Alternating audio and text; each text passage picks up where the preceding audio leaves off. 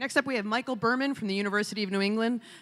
Before I say any more about Mike, have you guys, one of the things we try to do is highlight all different parts of the state. So we've hit the coast, we're down south, we're at the University of Maine. We got our token corporate person this year. Thank you, Sasha. I don't mean that, I mean that not entirely in jest.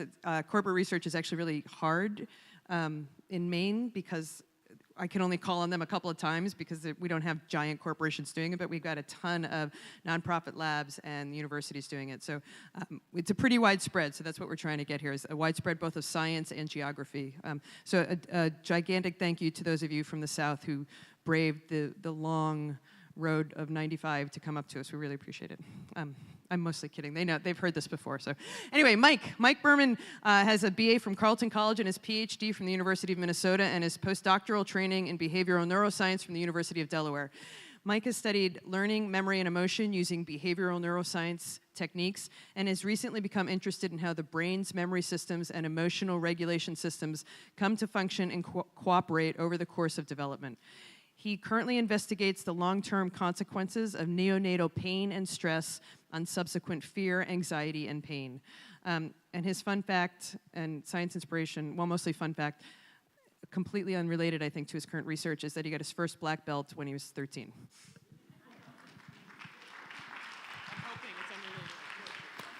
Totally unrelated. I was put on the spot. I didn't know what she was going to ask. All right. Thank you so much. I'm going to talk to you today about some of my group's work on the long-term consequences of early life trauma. And we're really going to focus on the brain structures involved in things like depression, anxiety, fear, pain, and together I'm going to call those things negative affect. Now, over the past few decades, really starting in the 1990s, the decade of the brain, up through President Obama's Brain Initiative, we've made a ton of progress in understanding the neurobiology of negative affect. So much so that we can now create circuit diagrams of the brain structures, of all the brain structures we know of, involved in these states. So this one is for fear. And we'll see a couple of structures that are going to be important later. Here's the amygdala, thought to be the center of our fear circuit. Here's the hypothalamus, thought to be critically involved in stress. But even this is too simple. If we just zoom in on the amygdala, we can see that we can now go cell by cell, synapse by synapse, and map the entire pathway activated when we learn a new fear or when we try and inhibit an already existing fear.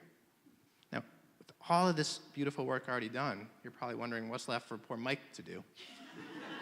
Right? But my group thinks that all this beautiful work has missed a key aspect. All of that work takes place in the adult, kind of from young adulthood up through middle age.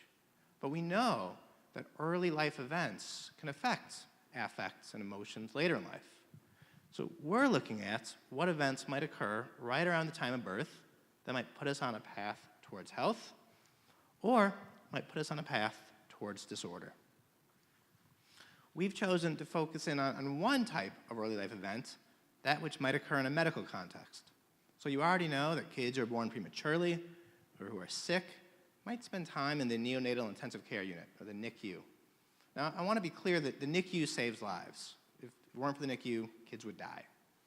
But while kids are in the NICU, as many as 8, 10, 12 painful, skin-breaking procedures can happen a day. And kids can spend weeks or months in the NICU. And that has consequences. So kids who spend time in the NICU later in life are more likely to have sensitivity to pain, are more likely to suffer from anxiety or depression. And so we're really interested in this cycle of who's vulnerable and how to become resilient and how do we adapt to those kinds of things. Now, in humans, that's really hard to understand because people who spend time in the NICU are there for a reason, right? It's hard to disentangle what happens to them in the NICU from the things that put them in the NICU, the prematurity or the sickness. Now, animal models don't suffer from this same setback. We can take otherwise healthy rats and we can treat them like children are treated in the NICU. We can separate them from their parents, put them to bright lights, loud sounds, and occasionally prick them with needles. And when we do that and we look at their brain, we get pictures like this. You can't see it great, but the blue here is cell bodies or neurons. The green is a stress hormone called CRF, also works as a neurotransmitter. The red is a gene called CFOS that tells us which cells were particularly active. Here in the middle, we have the hypothalamus involved in stress, and out here we have the amygdala involved in fear. And if we zoom in, I think you can see, even with your eye, that in the rats that have had our NICU treatment, here in the hypothalamus and here in the amygdala, we see much more red, much more green, and many more cells are both green and red, meaning that these pairs are more active, they're expressing more stress hormone, and the stress hormone cells are even more active. Now, it's still early days for this research in my lab, but we have made some discoveries in our model. We know that rats who have the NICU treatment have more pain later in life. They're more predisposed towards fear and anxiety. We know it depends on the timing, nature, and extent of the trauma. It differs by sex and by age at which we assess it. And we know this chemical CRF, especially in the amygdala, is heavily involved in some, but not all of those effects. And of course, our overall goal is to take children who are suffering, perhaps becoming depressed teenagers, find ways to intervene early, or perhaps later, right? So that they can go on to become well-adjusted teenagers and live happy and content lives. Okay. Can't do any of this alone. Here's my team and some of my funding. Thank you.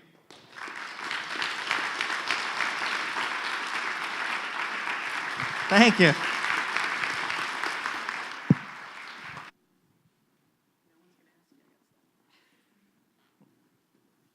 You said the trauma is affected by, or what you see as the results are affected by the type of trauma or how long, or do you, is there something that's, I don't want to say good trauma, but like have you pinpointed this is only going to have this little bit of an effect? So you're in the NICU for a week, or you have a really bad C-section, or I mean, is it that kind of detail that you've got? Yeah, so we can't exactly do that yet, but that's the right kind of question. It turns out that not only is the trauma important, but what happens after the trauma is important too. So it turns out with both rats and humans, brief, mild stressors followed by recovery. So if you separate the rat from the mother and let them come back together and she can lick and groom them, or in humans, if you're separated for a little while and then you get to calm down, that actually enhances your resilience mechanisms. Whereas more chronic or repeated acute stress over time that doesn't allow you to come back down and recover, it starts what leads to long-term negative consequences. Just a quick question. Do you have a control group that you can match against the traumatized NICU children who grow up with fear and anxiety? So in other words, what are the odds of going through the same trauma and turning out fine? Oh, yeah, so really important. So when I say they're more, right, they're more likely, the odds rates are still really low, right? It's like in cancer biology, when something increases your rates of cancer, you go from 2% of the population to 4% of the population. Those are the sort of numbers we're talking about. These kids are more likely to have pain, fear, and anxiety, but they're still more likely to not, right, than they are to. So that's important. Now, it's also important to note that a quarter of the population has anxiety. It starts in childhood, right? Chronic pain affects tens of millions of people.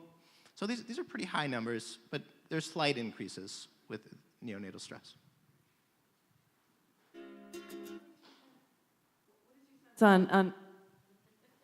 What is your sense on the treatment or the possibilities of working with either surgeons or assistants with the infants or the babies to maybe mitigate some of the effects?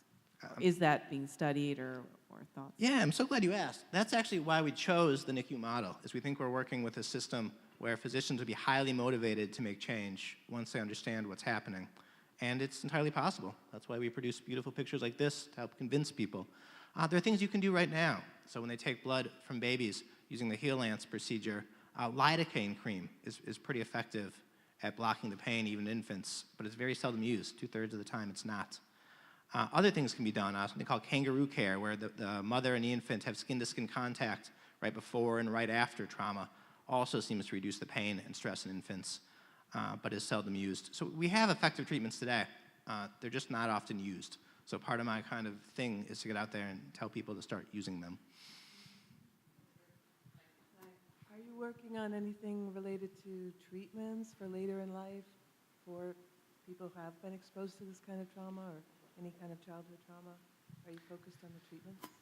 Yeah, so right now we're in the process of trying to identify when the windows for treatment exist, right? So we've been really studying both at the neonatal time points as well as early adolescence, so another time when these systems are, again, going through a lot of change, what we call plasticity. And we think those are going to be windows in which intervention might be particularly successful. We've identified this molecule called CRF. There are clinical trials right now for CRF compounds for adult anxiety. And if those end up passing, then people could try them at earlier ages to see in things like this. We also think that behavioral interventions might work, right? So you can use this in two ways. One is to try and find treatments. The other is to use it to identify people who might be at risk, and then identify the treatments we already know work for anxiety and depression, but kind of get them into that system earlier. Yeah. You mentioned that you've detected gender differences according to gender. Could you explain that a bit? Yeah, so it seems to differ a little bit between different lab groups who study it. We find the effects are a little bit bigger in females, and we find that's especially true in pain sensitivity during adolescence. So our adolescent female rats become particularly sensitive to the pain phenomena. We also see effects on fear and anxiety later in life that seem to be a little bit larger in the males and females, although we see it in both sexes. In the human condition, we know that females seem to be more prone towards stress and anxiety from effects like this. So how exactly that maps into rats, I'm not certain. Thank you.